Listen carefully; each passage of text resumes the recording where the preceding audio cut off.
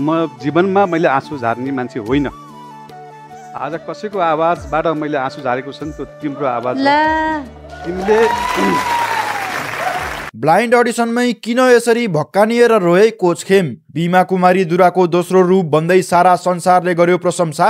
आखिर को हुन् त यी लमजुङकी चेली जसले भोइस अफ नेपालको स्टेजमा गएर बबाल मचाइन्? सन्जिता दुरालाई आफ्नो टिममा ल्याउन कोचहरूको तानातान, तर पनि किन यस्तो निर्णय लिइन् उनले? सन्जिता कोच मेलिनाकोमा जाँदा दर्शकहरूले गरे खरो आलोचना। के सन्जिताले कोच खेमकोमा नगएर गल्ती गरेकै हुन् त?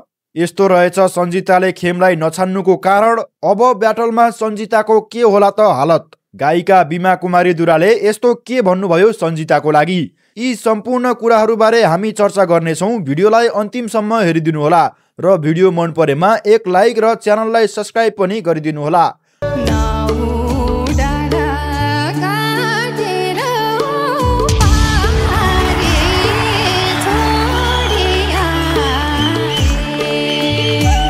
दर्शकवृन्द, द भोइस अफ नेपालमा लमजुङ दुराडाँडाकी चेली सन्जिता दुराले तहल्का मचाएकी छिन्। भोइसको पहिलो हप्ता सकिँदा उनी अहिलेसम्मकै सर्वाधिक चर्चा कमाउने प्रतिस्पर्धी बनेकी छिन्। टिकटक, फेसबुक, युट्युब जताततै सन्जिताकै प्रस्तुति भाइरल भइरहेको छ।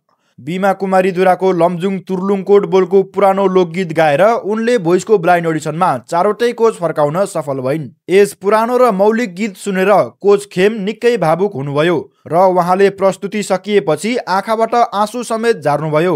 भोइसको स्टेजमा धेरैजसो सबैले रक र आधुनिक गीत मात्र गाउँछन्, तर सन्जिताले यसरी लोकगीत साह्रै मिठोसँग गाएको सुनेर आफूले आँखामा आँसु थाम्न नसकेको कुरा कोच खेमले बताउनुभयो। हुन पनि सन्जिताले यस कालजयी गीतलाई ओरिजिनल गायिकाले जसरी नै निकै मिठोसँग गाएकी थिइन्। उनको यस प्रस्तुति सुनेपछि देश विदेशमा रहनुभएका भोइस अफ नेपालका दर्शकहरूले सन्जिताको चौतर्फी प्रशंसा गरिरहेका छन्।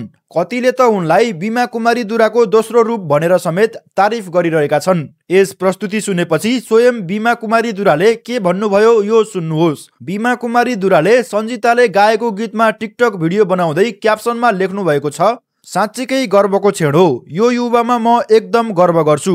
ऊ अत्यन्तै प्रतिभाशाली छ। सबै न्यायाधीशहरूलाई धन्यवाद। तपाईहरूले यो सिजनमा देखाउनु भएको माया र समर्थन अद्भुत छ। उनीले यो गीत यति भावना र प्रेमसँग गाइन् कि मलाई मेरो सुरुवाती दिनहरूको सम्झना दिलायो।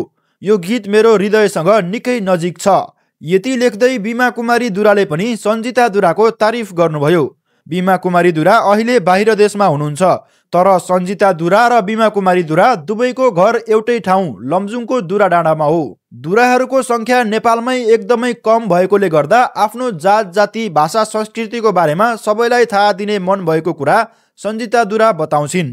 यति राम्रो गायकीको बावजुद पनि सन्जिताले अहिले एउटा कुरामा भने कैयौँको आलोचना खेपिरहनु परेको छ। त्यो कुरा के भन्दा उनले गरेको कोचको छनौट। सन्जिताका लागि ब्लाइन्ड अडिसनमा चारैजना कोचहरूले मरिहत्ते गरे। हुन त आफ्नो कोच आफैले छान्ने अधिकार सबैसँग छ, तर भोइसमा सन्जिता दुराले गाउनु भएको गीतको लागि मिल्ने र लोकगीत गाउने एकमात्र कोच हुनुहुन्छ खेम सेन्च्युरी। खेमले भोइसमै पहिलोपल्ट सन्जिताको लागि आँसु समेत झार्नु भएको थियो र उनलाई आफ्नो टिममा ल्याउन भरपुर प्रयास गर्नुभएको थियो। सबै दर्शकहरूले पनि यो प्रतिभा कोच खेमकैमा जानुपर्छ भनेर अनुमान समेत लगाइरहेका थिए, तर सन्जिताले कोच खेमलाई वास्ता नगरिकन मेलिनाकोमा गइन्। यति धेरै मन पराएका कोचलाई बेवास्ता गर्दा सन्जिताले भोलि ब्याटलको बेलामा पछुताउनु पर्ने दर्शकहरूको अनुमान छ।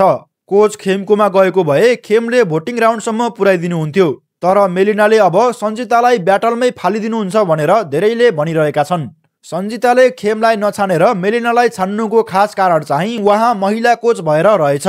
किनभने उहाँले कोच मेलिनाकोमा जाँदै गर्दा गर्ल्स पावर भन्दै यसरी चिच्याउँदै हुनुहुन्थ्यो। महिला कोचको टिममा गएर महिलालाई बलियो बनाउँछु, महिला सशक्तिकरण गर्छु भन्ने सोचले सन्जिताले खेमलाई वास्ता नगरिकन मेलिनाकोमा गएको बुझिन्छ। हजुरहरूलाई के लाग्छ? सन्जिताले टिम मेलिनामा गएर गल्ती गरेकै होलिन् त? मेलिनाले सन्जितालाई ब्याटलमा फाल्नु होला कि नफाल्नु होला? मेलिनाले ब्याटलबाट आउट गरे पनि कोच खेमले स्टिल गर्ने अधिकार त पाउनुहुन्छ। के मेलिनाले ब्याटलबाट सन्जितालाई आउट गर्नुभयो भने खेमले स्टिल गर्नुहुन्छ होला कि गर्नु हुँदैन होला? आफ्नो विचार र प्रतिक्रिया कमेन्ट बक्स मार्फत लेख्नुहोला।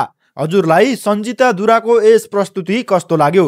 अनि हजुरले भोइस अफ नेपालको एपिसोडहरू नियमित रूपमा हेरिरहनु भएको छ कि छैन कमेन्ट बक्स मार्फत बताउनुहोला। यति भन्दै यस भिडियोबाट म बिदा हुन चाहन्छु। भोइस सम्बन्धी यस्तै ताजा अपडेटहरूको लागि हाम्रो च्यानललाई सब्स्क्राइब गर्न नभुल्नुहोला र छेउमै रहेको बेल आइकनलाई पनि थिच्नुहोला। भिडियोलाई अन्तिमसम्म हेरिदिनु भएकोमा हजुरलाई धन्यवाद।